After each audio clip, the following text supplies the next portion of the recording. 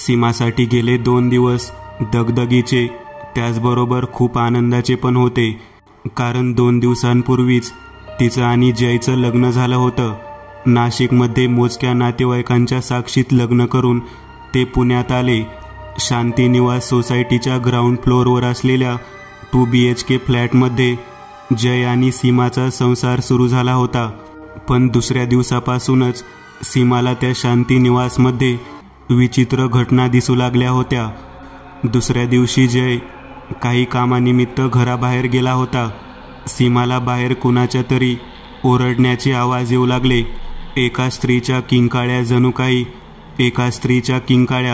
जणू काही ती जीव वाचवत जीवाच्या आकांताने किंचाळत होती. हळूहळू त्या किंकाळ्या मोठ्यांदा ऐकू येऊ लागल्या. सीमा फ्लॅटचं दार उघडून बाहेर आली. तळमजल्याच्या दोन्ही बाजूला तिने डोकावलं, पण सगळी घरं बंद होती. जणू काही कोणाला फरकच पडत नव्हता.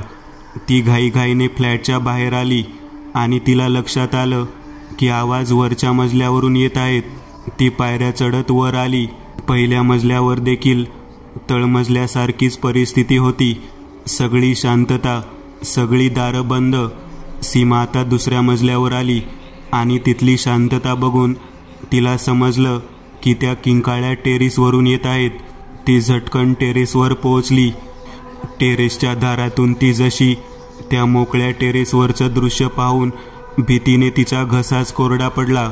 एक पुरुष एका स्त्रीच्या वेणीला धरून तिचं शरीर फरफटत टेरेसच्या एका कोपऱ्यातून दुसऱ्या कोपऱ्यात नेत होता. त्याच्या हातात एक लोखंडी रॉड होता. त्या रॉडवर रक्त लागलं होतं. त्या स्त्रीचा चेहरा रक्तात माखला होता. ती जीवाच्या आकांताने किंचाळत होती आणि तो तिला शिव्या देत होता. ए सोड तिला, चांडाळ, सीमा जोरात ओरडली. पण त्याने तिच्याकडे दुर्लक्ष केलं आणि पुढच्या क्षणी त्याने त्या लोखंडी रॉडने तिच्या डोक्यात एकावर एक प्रहार करण्यास सुरुवात केली. ती स्त्री मोठ्यांदा विवळत राहिली आणि हळूहळू तिच्या त्या किंकाळ्या बंद झाल्या. पुढच्या क्षणाला त्या पुरुषाने त्या बिल्डिंगच्या टेरेसवरून खाली उडी घेतली. सीमा तो प्रकार स्तब्ध होऊन बघत राहिली. ती टेरेसच्या कठड्याजवळ आली आणि खाली बघितलं आणि तिला धक्काच बसला, कारण त्याने जरी खाली उडी घेतली असली तरी त्याचं प्रेत तिथं नव्हतं. इतक्या सीमाच्या कानावर रडण्याचे आवाज येऊ लागले. तिने मागे वळून पाहिलं आणि तिच्या काळजात धस झालं, कारण रक्ताच्या थारोळ्यात पडलेल्या ती स्त्री उठून बसली होती आणि 2 पायात डोकं खुपसून ती रडत होती. हे होत असताना सीमाच्या कानावर अजून एक रडण्याचा आवाज पडला. तिने टेरेसच्या कठड्यावर पाहिलं. तो पुरुष टेरेसच्या कठड्यावर बसून विवळत होता. त्याचं शरीर पण रक्तात माखलेलं होतं. सीमाला काहीच कळत नव्हतं. ती घाबरून टेरेसवरून खाली पळाली. घाईघाई ती तळमजल्यावर आली. जय नुकताच घरात शिरत होता. घामाघूम झालेल्या सीमाला बघून जयने विचारलं, सीमा काय झालं? अरे ते टेरेसवर, सीमा थरथरत म्हणाली. जय तिच्याबरोबर टेरेसवर आला, पण तिथं आता काहीच नव्हतं. ना ते दोघे, ना रक्ताचा काही मागमूस. अरे जय, मी पाहिलं. आधी त्या माणसाने तिच्या डोक्यात रॉडने प्रहार केला आणि मग स्वतः बिल्डिंगवरून खाली उडी घेतली. सीमा रडत रडत घाबरत सगळं सांगत होती. सीमा, तसं काहीच इथं दिसत नाहीये. कमीत कमी रक्त तर असायला हवं होतं इथं. जय तिला समजावत होता. तू खूप जास्त हॉरर चित्रपट बघतेस, त्यामुळे असले भास होतात तुला. जय तिला शांत करत खाली घेऊन आला. दुपारी जेवण करून सीमा बेडवर आडवी झाली, पण तिच्या डोक्यातून ते भयंकर दृश्य आणि त्या अर्थकिंकाळ्या जात नव्हत्या. जय ऑफिसचं काम करत बाहेरच्या खोलीत बसला होता. सीमाला कशीबशी झोप लागली. डोळा लागलाच होता तितक्यात तिच्या कानावर परत तीच अर्थकिंकाळी ऐकू आली आणि ती ताडकन उठली. समोर जे तिने पाहिलं ते बघून तिचे हातपाय गार पडले. तो पुरुष त्या स्त्रीला वेणीला धरून फरफटत खोलीच्या एका कोपऱ्यातून दुसऱ्या कोपऱ्यात फिरवत होता आणि ती स्त्री किंचाळत होती. सीमा ओरडत खोलीच्या बाहेर आली. जय सीमाच्या अचानक ओरडण्याने दचकला. जय, अरे ते दोघे. सीमा बोलता बोलता थांबली. जय पटकन बेडरूमकडे आला. तिथं कोणीच नव्हतं. सीमा, अगं काही नाहीये इथं, तुला भास होत आहेत. जय तिला शांत करत म्हणाला. बरं चल, मी पण बेडरूममध्येच बसतो, म्हणजे तुला भीती वाटणार नाही. सीमा जयच्या मांडीवर डोकं ठेवून झोपली. काही वेळाने तिच्या चेहऱ्यावर काहीतरी ओलसर असं तिला जाणवलं. तिने हलकेसे डोळे उघडले आणि चेहऱ्याला हात लावला. हाताकडे बघून तिच्या डोक्याला मुंग्या आल्या, कारण तिच्या हातावर रक्तच रक्त दिसत होतं. तिने वर पाहिलं आणि तिचा स्वतःच्या डोळ्यांवर विश्वास बसला नाही, कारण तिला वाटत होतं की ती जयच्या मांडीवर डोकं ठेवून झोपली होती. पण आता तिथं जय नव्हता, तीच रक्तात माखलेली स्त्री होती आणि तिच्याच मांडीवर सीमा डोकं ठेवून होती. तिच्या चेहऱ्यावर कसलेच हावभाव नव्हते. सीमाने समोर पाहिलं आणि तिची बोबडीच वळाली, कारण समोर तो पुरुष वेणीला धरून त्या स्त्रीचं केवळ मुंडकं जमिनीवर फरफटत इथून तिथं येरझाऱ्या मारत होता. सीमाने त्या मुंडक्याकडे पाहिलं आणि वर त्या स्त्रीकडे पाहिलं. आता त्या स्त्रीच्या धडावर मुंडकं नव्हतं. सीमा जोरात किंचाळत उठली आणि तिच्या लक्षात आलं की हे जे तिने आता पाहिलं ते एक स्वप्न होतं. जय धावत बाहेरून आत आला. त्याने जेवण ऑर्डर केलं होतं आणि त्याचंच पार्सल घेण्यासाठी तो दाराजवळ आला होता. जयने सीमाला शांत केलं. रात्री जेवण करून ते दोघेही झोपले. सीमाने झोपेची गोळी घेतली असल्याने तिला रात्री शांत झोप लागली होती. सीमाला या अशा गोष्टी आधी पण दिसायच्या. एकतर तिचा मनुष्यगण, त्यात तिच्या डाव्या डोळ्यात तीळ होता. तिची आजी तिला सांगायची की मनुष्यगण आणि डाव्या डोळ्यात तीळ असलेल्या व्यक्तीला मृतात्मे दिसतात. सीमाचं लहानपण त्र्यंबकेश्वरमध्ये गेलं होतं. ते एक पवित्र ठिकाण असल्याने तिला या गोष्टी तिथं फार कधी जाणवत नव्हत्या. पण जेव्हा कधी ती कोकणात तिच्या आजोळी यायची, तिथं तिला असे विचित्र चेहरे अनेकदा दिसायचे. मग ती आजारी पडायची, घाबरून रात्री जागी व्हायची. मग हळूहळू तिने आजोळी जाणं बंद केलं. आई वडील गेल्यावर तर ती एकटी पडली. मग तिच्या मामाने तिचं आणि जयचं लग्न जमवून दिलं आणि आता सीमा पुण्यात आली होती. लहानपणीचे ते भयावह अनुभव आता परत सुरू झाले होते. सकाळी जयला ऑफिसला जायचं होतं. तो तयारी करत होता. त्याला सीमाची काळजी वाटत होती. पण हनीमूनला सुट्टी हवी असेल तर हा एक आठवडा ऑफिसला यावं लागेल असं बॉसनी ठणकावलं होतं. त्यामुळे जय ऑफिसला गेला. 11 वाजता दाराची बेल वाजली. दार उघडलं तर समोर सविता मावशी होती. नमस्कार बाईसाहेब, मी सविता, इथं धुण्या भांड्याची कामं करते. जयसाहेब म्हणाले असतील तुम्हाला. ती म्हणाली, हो यात. सीमाने तिला आत घेतलं. भांडी आणि कपडे धुवून ती निघाली. सविता मावशी इथं बऱ्याच वर्ष काम करत होत्या. कदाचित त्यांना काहीतरी माहिती असेल म्हणून सीमाने त्यांना थांबवलं. मावशी बसा ना जरा, घाई आहे का तुम्हाला? सीमा म्हणाली. नाही, आता काय घरीच जायचं होतं. बसते, बोला. सविता खुर्चीवर बसली. तुमच्याबद्दल मी जे ऐकलंय ते कितपत खरं आहे? सीमाने अंदाज घेतला. मला माहीत आहे तुम्ही काय ऐकलं आहे ते. हेच की सविता भूतखेत उतरवते, करणी बाधा उतरवते, तिच्या अंगात येतं वगैरे. हो, ते खरंच आहे, मावशी म्हणाली. मला तुम्हाला काही सांगायचं आहे याचबद्दल. असं म्हणत सीमाने सविता मावशीला काल तिने पाहिलेली भयावह दृश्य जशीच्या तशी सांगितली. जरा डोळे बघू तुझे, सविता मावशी सगळं ऐकून झाल्यावर म्हणाली. सीमाने जवळजात डोळे दाखवले. तुझा गण कुठला? सविता मावशीने पुन्हा विचारलं. मनुष्य, सीमा म्हणाली. म्हणूनच या गोष्टी तुला दिसतात. डाव्या डोळ्यात तीळ, मनुष्यगण म्हटल्यावर हे होणारच. तुला मृतात्मे दिसत आहेत. तू जे पाहिलंस तो भास नाहीये, सविता मावशी म्हणाली. तू जिला पाहिलंस तिचं नाव स्वाती होतं. विधवा होती, एकटीच राहायची असं म्हणतात. कोणत्या तरी अज्ञात व्यक्तीबरोबर तिचे अनैतिक संबंध होते. त्यानेच तिची हत्या केली. असं म्हणतात तिला मारणारे 2 जण होते.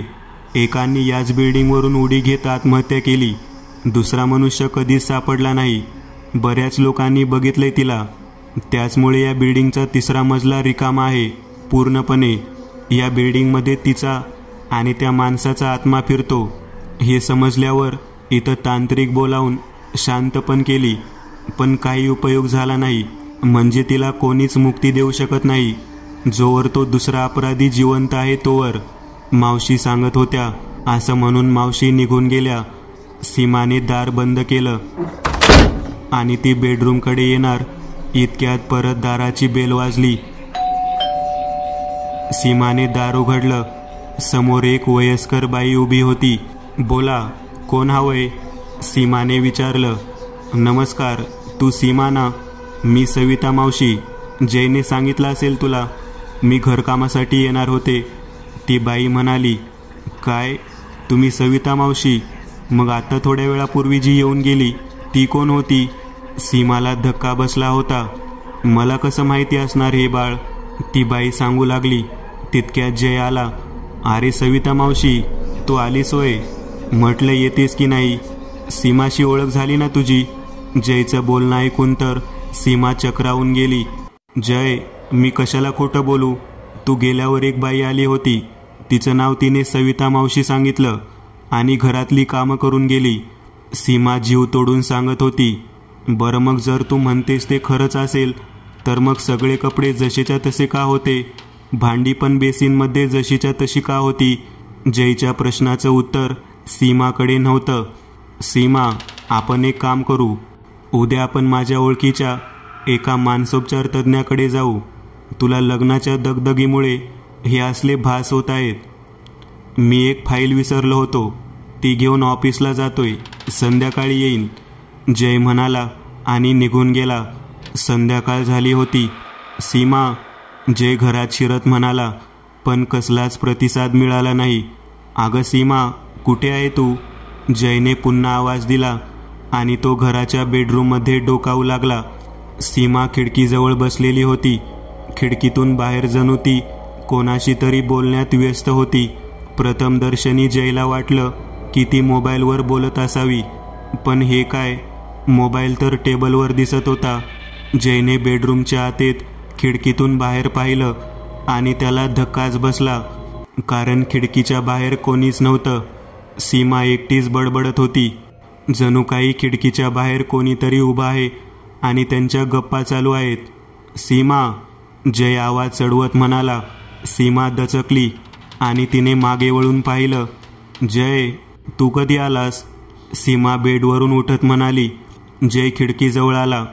त्याने खिडकीतून बाहेर डोकावून दोन्ही बाजूला पाहिलं, पण तिथं कोणीच नव्हतं. कोणाशी बोलत होतीस तू? जयने विचारलं. अरे ती सविता मावशी होती, पण तिथं कोणीच नव्हतं. सीमा, तिथं कोणीच नाहीये. अरे त्या होत्या तिथं. जयला समजलं होता सीमाचा प्रॉब्लेम आता एखादा मानसोपचार तज्ज्ञ सोडवू शकेल. त्याने फोन करून अपॉइंटमेंट घेतली. आज मात्र सीमाला ती भयंकर घटना आणि ती स्वाती दोन्हीही दिसलेले नव्हते. पण आता तिला सविता नाव घेऊन आलेली म्हातारी दिसत होती. रात्री जेवण करून दोघे झोपले. मध्यरात्री कसल्या तरी आवाजाने सीमाची झोपमोड झाली. तिने अर्धवट डोळे उघडून पाहिलं आणि तिच्या अंगाचा थरकाप उडाला. समोर स्वाती रक्तबंबाळ अवस्थेत कोपऱ्यात उभी होती आणि तितक्यात दुसऱ्या कोपऱ्यात हालचाल जाणवू लागली. सीमाने मोबाईल टॉर्चचा प्रकाश त्या कोपऱ्यावर मारला आणि तिची बोबडीच वळाली, कारण तिथं त्या सविता मावशी बनून आलेली म्हातारी उभी होती. अचानक दोघी विवळू लागल्या. जोरजोरात विवळत त्या सीमाच्या जवळ येऊ लागल्या. स्वाती विवळत विवळत सीमाच्या खांद्यावर चढली. सीमाची मान आणि डोकं एकदम जड होऊ लागलं आणि तिच्या डोळ्यासमोर अंधारी आली. पहाटे सीमाला जाग आली. डोळे उघडून पाहिलं, ती बेडरूममध्ये होती. बाजूला जय नव्हता. ती बाहेर आली. जय सोफ्यावर स्तब्ध होऊन बसला होता. जरासा अस्वस्थ वाटत होता. त्याने सीमाकडे बघितलं खरं, पण काहीच बोलला नाही. सीमाला लक्षात आलं होतं, कदाचित याला पण रात्री काहीतरी दिसलं असावं. ती किचनमध्ये गेली. चहा ठेवत तिने नजर खिडकीतून बाहेर टाकली. तिथं बरीच गर्दी जमली होती. तितक्यात दाराची बेल वाजली. सीमा तशीच दाराशी आली. दारात एक पोलीस उभा होता. जयप्रदांचं घर हेच ना?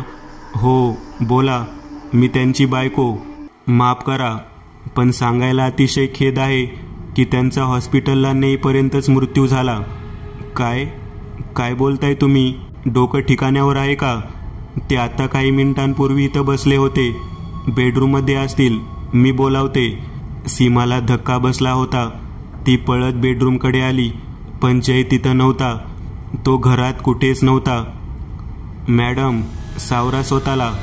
तुम्हाला माहिती नसेल कदाचित, पण त्यांनी इमारतीच्या टेरेसवरून उडी घेऊन आत्महत्या केली आहे. कदाचित मध्यरात्री. सकाळी बिल्डिंगमध्ये पेपर टाकायला येणाऱ्या पोरांनी त्यांची बॉडी बघितली आणि आम्हाला फोन केला. आम्ही घटनास्थळी पोहोचून बॉडी हॉस्पिटलला पाठवली. इथं जास्त कोणी राहत नाही, त्यामुळे कोणाला माहीतच नव्हतं की त्यांच्या घरात कोणी आहे. पण आता एक म्हातारी दिसली. तिने सांगितलं तुम्ही त्यांची बायको घरी असाल म्हणून. हॉस्पिटलला पोस्टमॉर्टम झालं की तुम्ही बॉडी ताब्यात घेऊ शकता, तो पोलीस म्हणाला आणि निघून गेला. सीमा खालीच बसली. तिच्यावर दुःखाचा डोंगर कोसळला होता. तिने रडत रडत दार बंद केली आणि अश्रूंना वाट मोकळी करून दिली.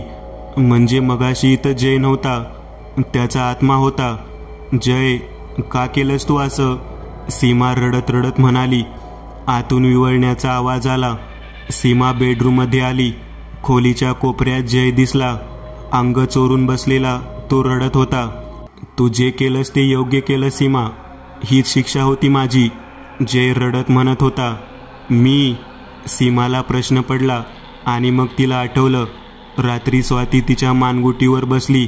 तिने सीमाच्या शरीराचा ताबा घेतला आणि मग सीमाने जयला तसेच फरफटत टेरेसवर नेलं आणि बिल्डिंगवरून खाली फेकून दिलं. जयचं रडणं सुरू होतं. इतक्यात तो खोलीच्या दुसऱ्या बाजूला बघत किंचाळू लागला. मला माफ कर स्वाती, असं ओरडू लागला. कारण स्वातीची हत्या करणारा दुसरा गुन्हेगार जयच होता.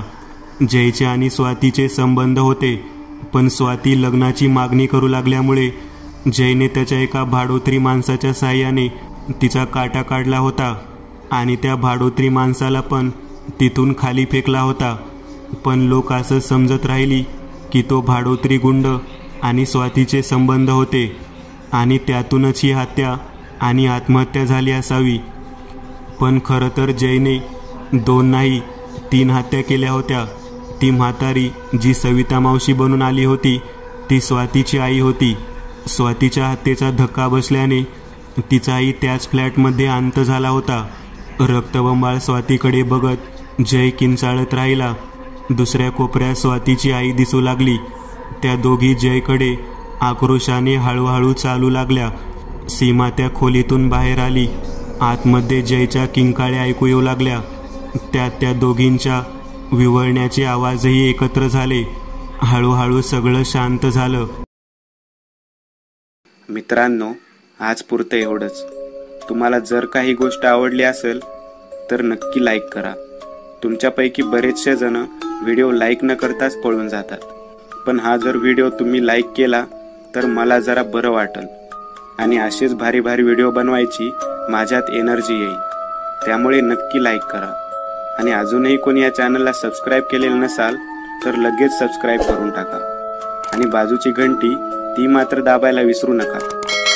देवाची घंटी आहे ती. चला तर मग पुन्हा भेटूया अशीच एक आगळी वेगळी गोष्ट घेऊन पुढच्या